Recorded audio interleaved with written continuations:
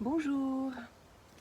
Aujourd'hui, j'ai sélectionné les 10 questions qui sont posées le plus fréquemment euh, en matière d'amour auprès des personnes clairvoyantes. Bonjour. Alors la clairvoyance, je fais une vidéo par rapport à cela. C'est une qualité naturelle qu'on a tous. Euh, c'est une forme de clarté intérieure, donc ça n'a rien à voir avec les cartes du tarot. Les cartes du tarot, c'est un intermédiaire, comme tous les objets qui sont utilisés. Ce but, c'est un jeu, mais ce qui compte, c'est l'intuition, le message qui vient de l'intérieur. Moi, ce que je fais quand je fais des lectures de cartes, j'ai une chaîne en roumain. En fait, j'ai un message intuitif que j'habille grâce aux cartes. Et je raconte une histoire, mais qui part d'un message qui vient de l'intérieur. Le tarot a une symbolique, et j'utilise cette symbolique pour créer l'histoire, mais au cœur, c'est le message qui vient de mon intérieur, de mon intuition. Les cartes sont uniquement des intermédiaires. Je comprends pourquoi on veut savoir certaines choses, parce qu'on a tous une sorte de... Merci. Un angle mort à cause des émotions par rapport au sujet, surtout concernant l'amour. Donc on ne voit pas clair sur un certain point. Et donc je commence. Voici les questions. La première question. Est-ce qu'il ou elle va revenir? Cette question reflète que tu es dans un état d'attente. L'amour, on ne le force pas. Si je te dis oui, qu'est-ce que ça change dans ta vie? Moi, je pense que la réponse qui va t'aider le plus, non, cette personne ne va pas revenir dans ta vie. Parce que cette réponse va déclencher en toi un besoin d'archiver les dossiers, de laisser le passé derrière. Donc tu vas te mettre dans une dynamique où tu laisses le passé derrière et tu t'ouvres vers autre chose. Tu vas regarder peut-être tes comportements, tes attitudes, qu'est-ce que tu as envie de changer pour vivre autre chose. Donc tu te mets dans une dynamique d'évolution, de recherche en toi, et tu t'ouvres vers autre chose. Et si à un moment donné cette personne a envie de revenir vers toi, peut-être que c'est toi qui n'auras plus envie de l'autre. Question numéro 2. Est-ce que c'est la bonne personne pour moi? Quand on se pose cette question, c'est qu'on n'a pas confiance dans notre radar intérieur. Soit on a été tellement blessé qu'on a fermé notre cœur, on ne se fait plus confiance, on n'a plus confiance dans notre intuition, soit on ne se connaît pas assez, donc on ne se fait pas confiance, donc on ne fait pas confiance aux autres. Je dirais si tu es dans une relation, au début de relation, avec une personne et tu te poses cette question, va doucement. Va doucement et surtout, regarde en toi, occupe-toi beaucoup de toi et de ton jardin. Fais le ménage, vois ce qui est fermé, ce qui est abîmé à l'intérieur de toi, parce que la vie nous veut autonomes. Donc, profite et active ce radar intérieur. La vie nous veut autonomes. Donc, elle va te donner des expériences pour que tu puisses un jour activer de nouveau ce radar intérieur, ton intuition. La question numéro 3. Vais-je rencontrer quelqu'un bientôt? Je te le souhaite. Ici, c'est uniquement une question d'ouverture et d'honnêteté envers soi-même. Parce que des fois, on a l'impression qu'on est prêt pour l'amour, ça y est, je suis ouvert. Mais en fait, ton sous-conscient, tu as des blessures, tu as des résidus du passé qui ne sont pas encore conscientisés. Donc si tu te sens prêt, tu as regardé un petit peu, tu ne sautes pas d'une relation à l'autre. Tu regardes un peu ce que l'autre t'a apporté dans ta vie, ce que tu as appris, et tu ne sautes pas d'une relation à l'autre. Tu te sens ouvert et prêt. Tu as toutes les chances de rencontrer quelqu'un bientôt. Et quelqu'un qui va refléter exactement le stade d'évolution dans lequel tu te trouves toi-même et de connaissance de toi. Question numéro 4. Pourquoi j'attire toujours le même type de personne? Une très belle question. Ça, reflète aussi que tu es dans une démarche de connaissance de toi-même. Et donc tu es plus en mode responsable. Les personnes qu'on rencontre reflètent notre état d'évolution intérieure et de connaissance de nous-mêmes. Si tu attires le même type de personnes, c'est que peut-être, donnons un exemple, tu as peut-être le cœur fermé. Ou il y a des parties de toi, où il y a des endroits où tu te trahis toi-même, où tu rejettes des parties de toi-même. Ces personnes vont te montrer cela. Ça dépend de ce qui se répète chez ces personnes. Et donc, ce sont des mises à jour qui vont se produire en toi-même et ensuite, le miroir va montrer autre chose. Parce qu'on ne peut pas changer un miroir, n'est-ce pas? C'est nous-mêmes et l'image reflétée va être différente. La question numéro 5. Est-ce qu'il ou elle m'aime vraiment?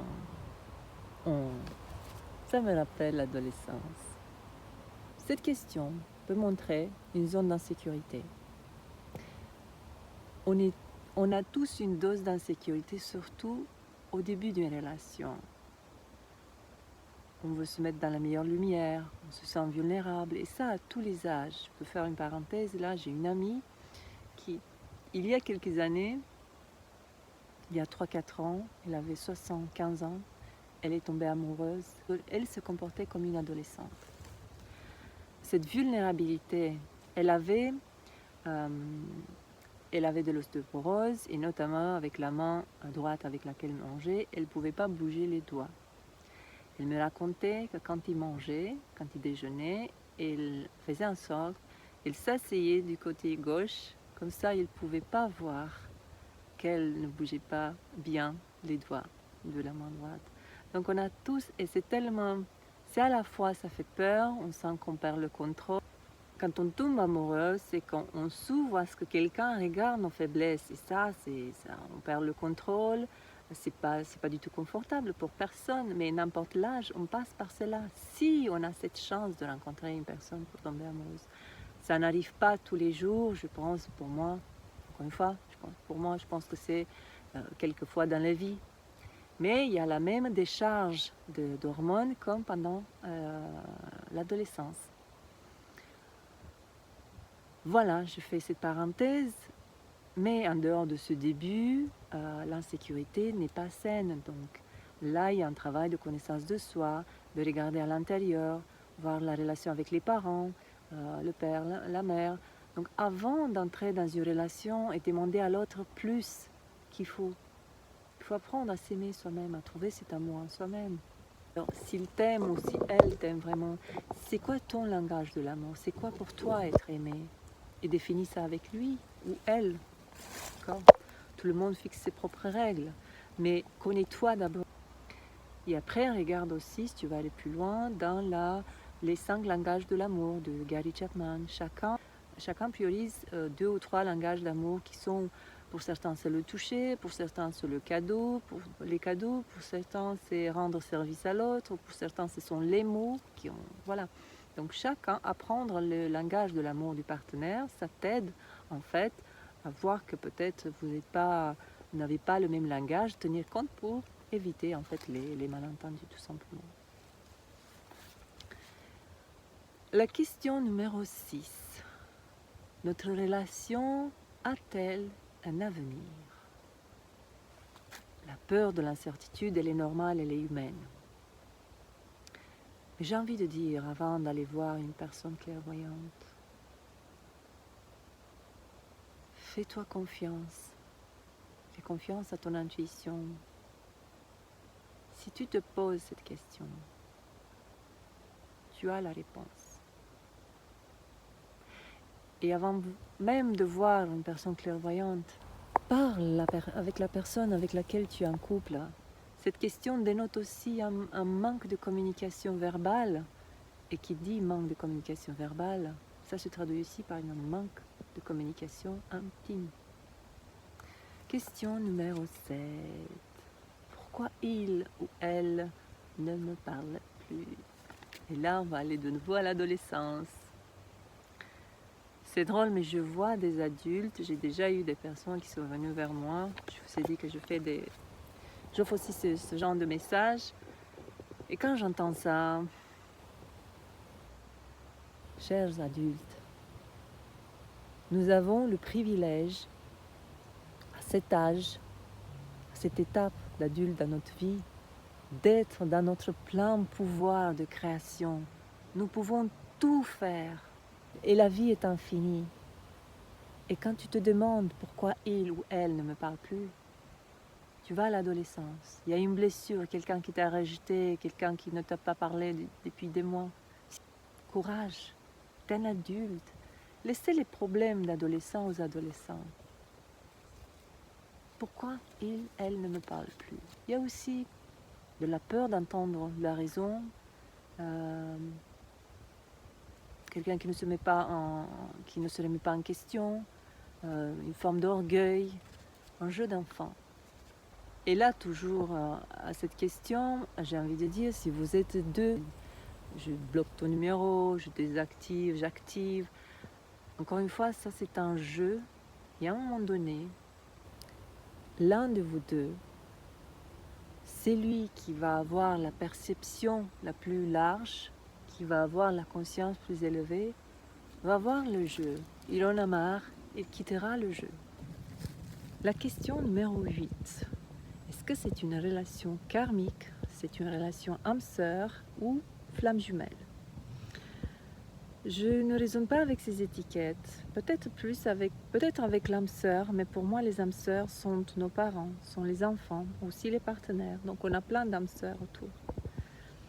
Je sais qu'il y a beaucoup d'histoires autour des relations karmiques, des flammes jumelles, je ne raisonne pas avec cela. En revanche, avec ce que je raisonne, c'est la notion de compatibilité. Pour moi, ça parle des connexions entre les trois centres. Donc c'est des centres énergétiques. Les centres situés au niveau des organes génitaux. Moi, c'est qu'il y a la chimie, il y a l'attraction, la passion. Au niveau du cœur, le centre du cœur, il y a une forme de connexion émotionnelle. Et au niveau mental, il y a des intérêts, des valeurs partagées.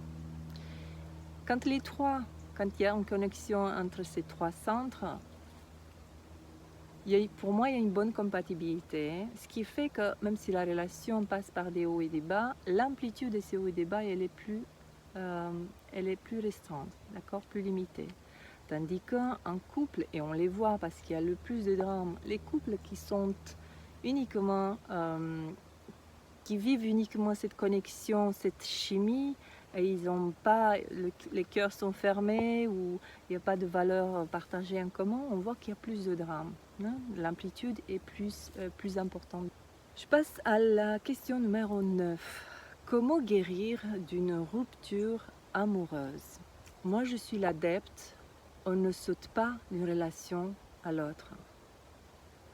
On prend le temps, on voit qu'est-ce qu'on a appris, qu'est-ce que l'autre nous a apporté, qu'est-ce que j'ai envie de vivre la prochaine fois, qu'est-ce qu'en moi je dois changer. Et si tu es blessé, prends le temps pour toi. Ne te précipite pas dans une autre relation. Prends soin de ton jardin intérieur, de tes fleurs qui ont été abîmées. Beaucoup d'amour, il faut t'apporter beaucoup d'amour à toi. Prends le temps pour l'introspection et vois en toi qu'est-ce qui a été blessé. L'autre te montre une zone fragile en toi. Et si tu ne t'occupes pas d'elle, le prochain va te montrer la même chose pour la prochaine relation.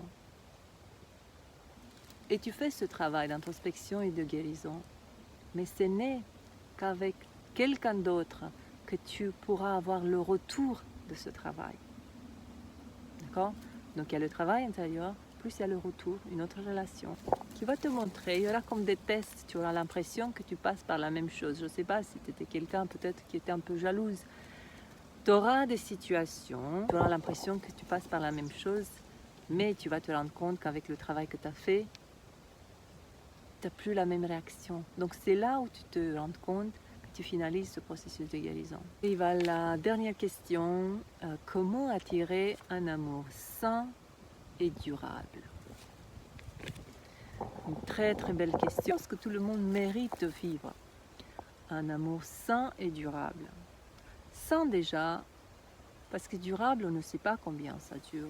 Ça peut durer une vie, ça peut durer 10 ans. Il faut commencer par le vouloir, faire le ménage dans sa maison intérieure, détecter les virus et les erreurs qui nous empêchent de vivre cet amour sain et durable. Parce qu'il n'y a personne qui nous empêche que nous-mêmes. Ce n'est pas quelqu'un de l'extérieur. Des femmes et des hommes qui ont envie de vivre cet amour sain et durable, il y en a. La meilleure question à te poser, c'est qu'est-ce qui m'empêche moi aujourd'hui? Comment je m'empêche à vivre cet amour sain et durable? Faire le ménage en soi, décider que tu le mérites et ouvre-toi. Fais confiance et foi que tout ce qui va arriver, ça va être pour ton bien supérieur, pour ton évolution. Voilà mes réponses à ces 10 questions. Bonne journée, à bientôt.